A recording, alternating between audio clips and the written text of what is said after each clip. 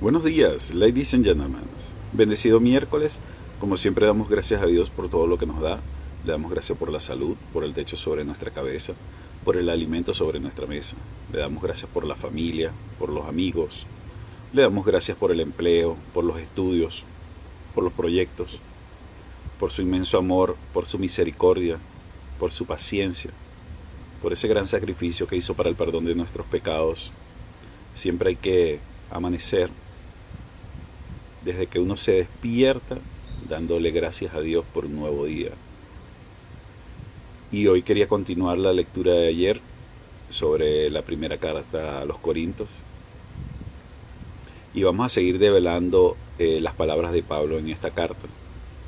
Cuando él dice: gracias doy a mi Dios siempre por vosotros, por la gracia de Dios que os fue dada en Cristo Jesús, porque en todas las cosas fuisteis enriquecidos en Él, en toda palabra y en toda ciencia, así como el testimonio acerca de Cristo ha sido confirmado en vosotros, de tal manera que nada os falta en ningún don.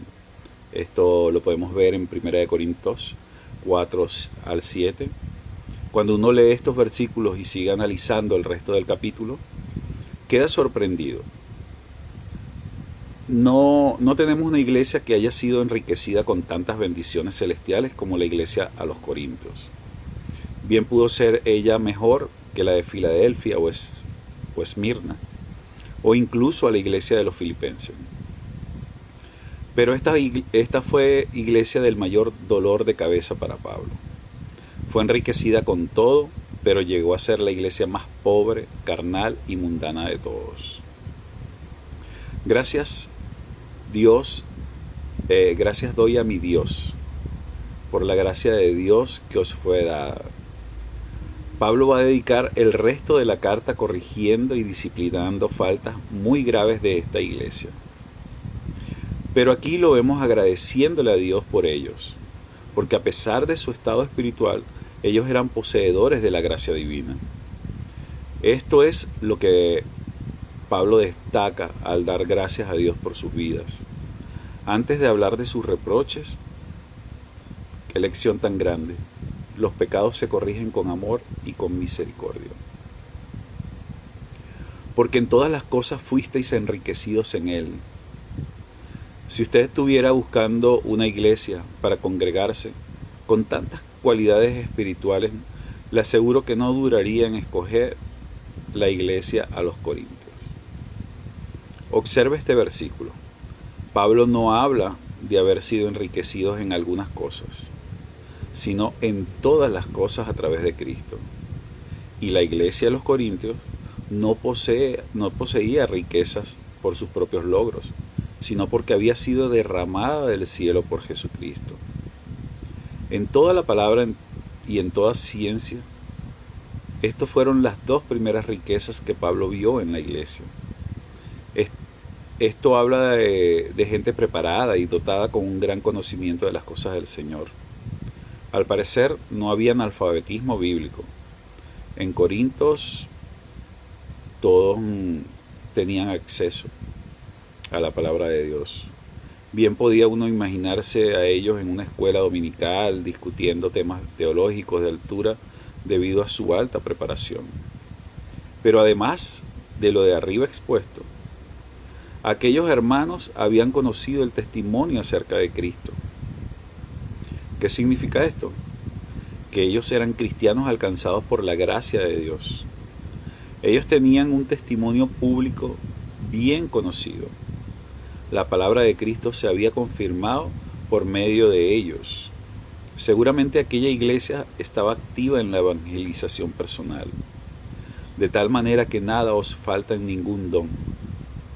Con este texto Pablo ve a una iglesia enriquecida en todo. Los problemas para corregir en esta iglesia no eran por la falta de dones, sino más bien por las actitudes al momento de ejercerlos.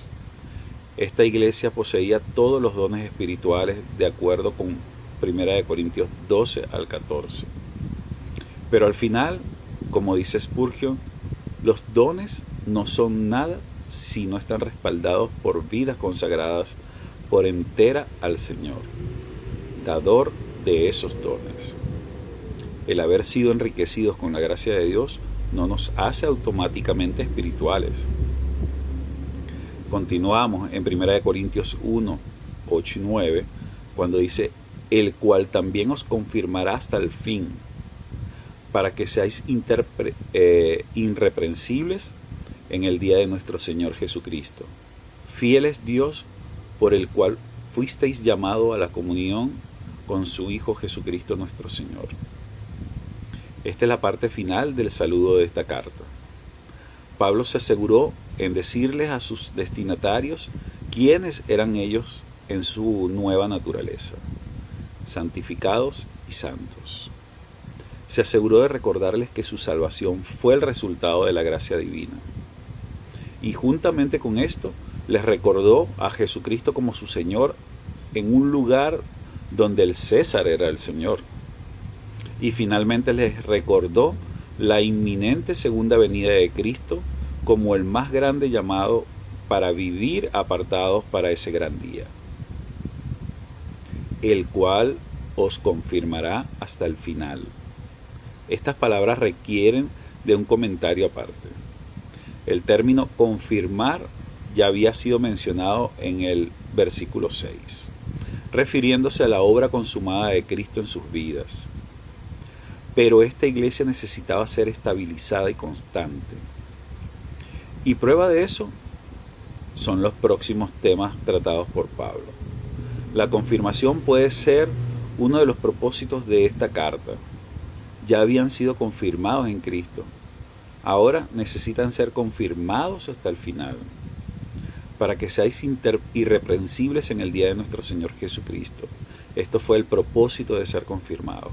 La segunda venida de Cristo demanda de sus seguidores una preparación adecuada.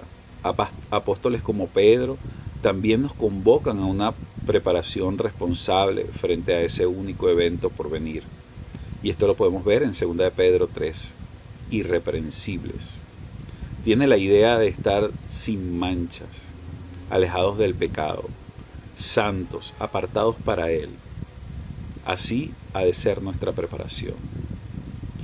Fiel es Dios por el cual fuisteis llamados.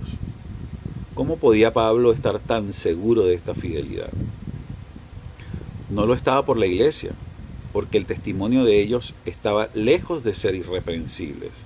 Sin embargo, su confianza descansaba en la fidelidad de Dios, quien los había llamado previamente.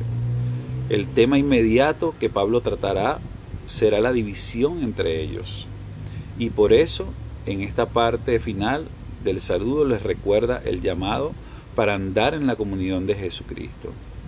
Hay un llamado constante en la palabra para vivir irreprensibles hasta la venida del Señor. Mil bendiciones.